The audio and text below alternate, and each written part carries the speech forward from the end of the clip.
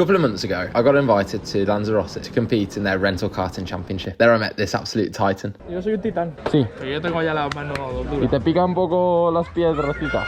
No. Oh, yeah. So, se rompen. Se rompe. After qualifying P5 with all of us within a tenth of a second, it was time to pick what kart I'd be in for the grand final. As you can see, I wasn't best pleased with picking the same kart 3 sessions in a row. But rules are rules, and that's the best way to keep it fair. Otra vez. Todas así. 3 veces. He pillado el mismo kart las 3 veces. ¿En serio? Sí. Qué locura. So kart number 17 it was. Because the tyre wear is so strong around here, I made sure to not put any energy through the tyre whatsoever on the warm-up lap. Then, as we're lining up on the grid, I locate where the throttle is on the motor to try and bypass the billy cable on the pedals. Thanks to that, as the flag drops, my launch is slightly better than Jorge's, despite being a bit heavier than him. I managed to get a bit of overlap into turn 1.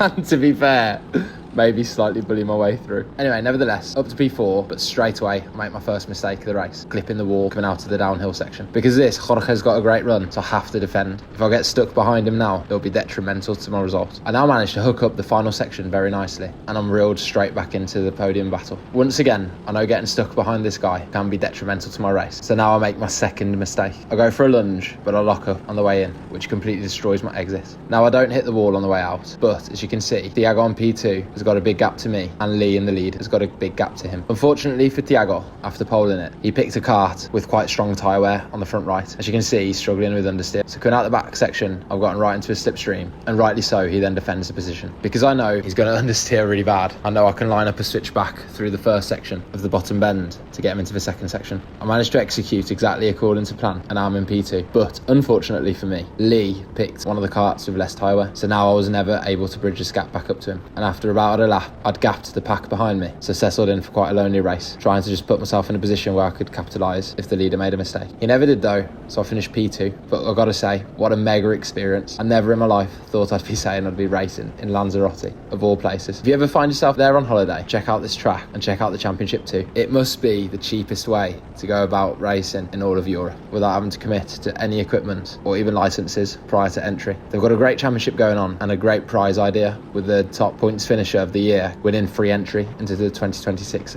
championship. I hope to be back soon for more. Send this to a mate that you reckon you could beat around Lanzarote.